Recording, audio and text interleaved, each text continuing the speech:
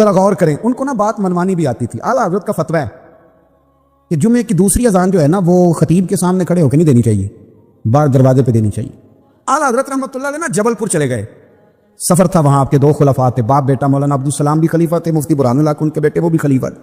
فاضل بریلوی جب وہاں پہنچے نا، عالم وہ نہیں ہوتا کہ جو بات لچے دار تقریر کر کے تو گزر جائے. عالم وہ ہوتا ہے جس کو بات کرنی بھی آتی ہو اور ذہن میں اتارنی بھی آتی ہو. وہ شخص ہے جو پختہ علم رکھتا ہو، اسے پتا ہو کہ کس حکمت کے ساتھ لوگوں کو بات سمجھانی ہے.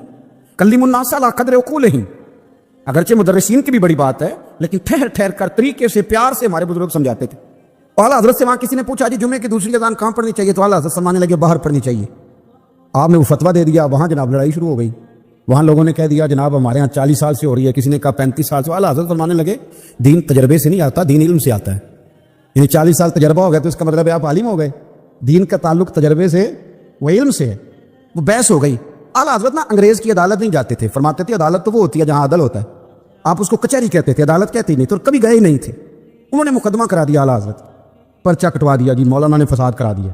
اب وہ جج مسلمان تھا، اس نے ریڈ کر لیا. وہ جو نائب قاصد نہیں، وہ ادری جس کو کہتے ہیں آوازیں دیتا ہے، فلاں بن فلاں حاضر ہو، وہ اعلیٰ حضرت کا مرید تھا. آپ نے اسے بلا کے نا تو ساری بات سمجھا دی، وہ سمجھ گیا کرنا کیا ہے. جب باری آئی نا اعلیٰ حضرت کی تو جج صاحب نے کیس پہلے پڑھ لیا تھا کہ یہ مسئلہ ہے. مولانا کہتے ہیں اذان باہر پڑھو، تو کچھ لوگ کہتے ہیں سامنے پڑھنی چاہیے. اس نے کبھی بلاؤ مولانا رضا علی خان ولد نقی علی خان. وہ کہنے لگا کھڑا ہو کے نا جج کے سامنے، کانوں میں دونوں بالکل جج کے آواز دینی تھی نا باہر جا کے، تو جج صاحب کے سامنے جج صاحب کی طرف منہ کر کے کہنے لگا مولانا رضا علی خان ولد نقی علی خان حاضر ہو. اور جج کہنے لگا بیوقوف باہر جا کے کہنے لگے یہی تو میرے پیر کہتے ہیں، یہی تو وہ فرماتے ہیں کہ خطیب تو آیا بیٹھا جمعہ پڑھانے، وہ تو آیا ہوا ہے، باہر جا کے کہے جو نہیں آئے انہیں بھی پتہ چل جائے کہ جمعہ پڑھنا ہے، یہی تو وہ کہتے ہیں.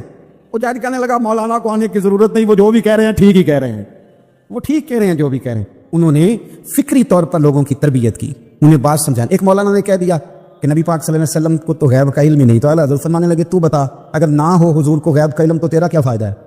میں سوچنے کی بات ہے نا بھائی، کوئی اختلاف نہیں، لیکن کسی کا کیا نقصان ہے اگر اللہ اپنے نبی کو غیب کے خزانوں کی چابیاں دے؟ ہے کسی کا نقصان؟ عجیب فلسفہ ہے نا. میں سفر کرتا رہتا ہوں تو بچے میپ لگا لیتے ہیں، اس کو غیب ہے کدھر جانا کدھر نہیں جانا، لے جاتا ہے کہ نہیں، لیفٹ ہو جاؤ رائٹ ہو جاؤ، کس نے بتایا اسے؟ اس کی بات ماننا اسلام کے کفر. اللہ اکبر، الجھ گئی نا بات. پھر وہ بتاتا ہے کہ آپ 5 گھنٹے 4 منٹ میں فلاں جگہ پہنچ جائیں گے، تو اتنی دیر میں بندہ پہنچ جاتا ہے این ٹائم پہ. تو یہ بات ماننا اسلام کے کفر. لیکن مجھے افسوس اس بات کا ہے کہ ڈاکٹر کا الٹرا ساؤنڈ ماننے والے، میپ کی باتیں ماننے والے، کل اتنے بجے بارش ہو جائے گی یہ ماننے والے، اگر کہا جائے کہ رسول پاک نے یہ غیب کی خبر دی ہے تو لوگ اڑ جاتے ہیں. اعلیٰ حضرت فرماتے ہیں یوں نہ کرو جس سے کوئی سائنسدان پڑھائے، اگر وہ بہت ساری باتیں بتا سکتا ہے تو جسے رب رحمان پڑھائے. الرحمن علم القرآن خلق الانسان. میں تم بات ہی نہیں مانتے. فاضل بریلوی نے الدولت المکیہ پوری کتاب لکھی ہے، اور آپ فرماتے ہیں اللہ نے سب سے زیادہ غیب کی خزانوں کی چابیاں اپنے نبی کو عطا فرمائی ہے. تو آپ نے ہر محاذ پر حضور کی شانیں بیان فرمائی، نبی پاک کی عظمتوں کے تذکرے کی. آپ نے فرمایا کہ اولیاء اللہ، صوفیاء، بزرگ، ان پر تنقید نہ کرو.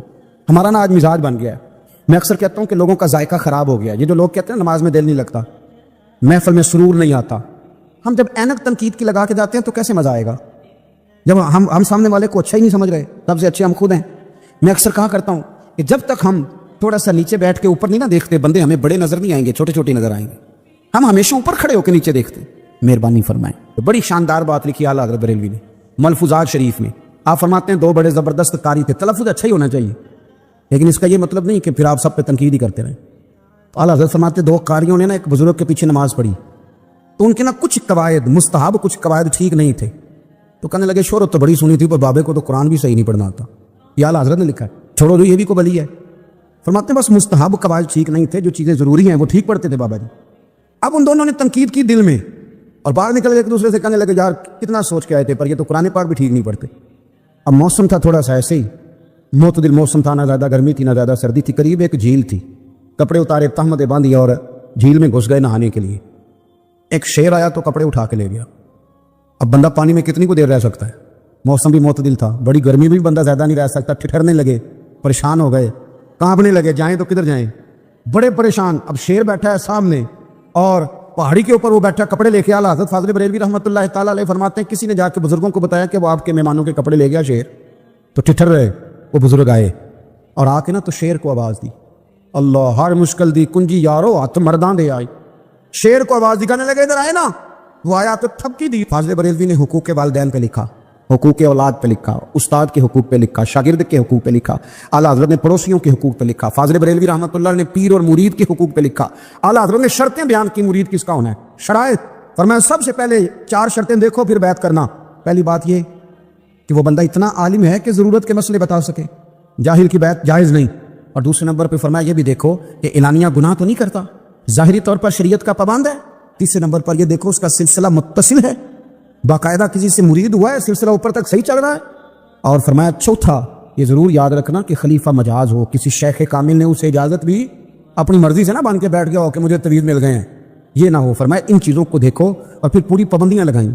किसी ने पूछा पीर और मुरीदनी का पर्दा है, तो आला हज़रत फरमाने लगे नबी पाक की जो बीवियाँ हैं ना वो मोमिनों की माएँ हैं, उनको कुरान ने माएँ कहा है, तो अगर उस माँ का बेटे से पर्दा है तो फिर मुरीदनी का पीर से पर्दा क्यों नहीं। फरमाया वाजिब है मुरीदनी के लिए पीर से पर्दा करना वाजिब है। आपको एक बुजुर्ग थे, उन्होंने अपने यहाँ जलसे पे बुलाया, जब आप पहुंचे तो वो औरतों को नंगे मुंह तवीज़ दे रहे थे। आपने दूर से देखा तो वापस आ गए, वो दौड़े पीछे, कहने लगे मौलाना कुछ तो ख्याल करें, लोग क्या सोचेंगे, ऐसे चले गए। तो आप फरमाने लगे शाह जी आप नबी पाक की शरीयत का ख्याल ना करें तो मैं आपका ख्याल करूं, शरीयत इस्लामिया का ख्याल नहीं कर रहे, बेपर्दा औरतों में बैठे हो। वो कहने लगे मैं तौबा करता हूं, आज के बाद नहीं करूंगा। फरमाया फिर हाथ बढ़ाइए, फिर मैं आपके हाथों के बोसे लेता हूं। इसलिए कि अगर आप मान गए हैं तो फिर हमारा इख्तलाफ नहीं। सारी जिंदगी दीन की पहरेदारी की।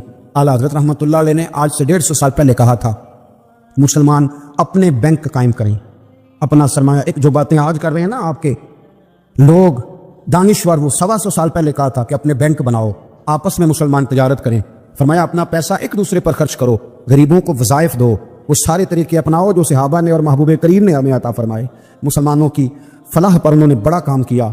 वो ज़मान इकबाल पहले कहा करते थे सारे जहां से अच्छा हिंदुस्तान हमारा, फिर अल्लाह ने तौफीक दी तो कहने लगे नहीं खास है तरकीब में कौम रसूल हाशमी।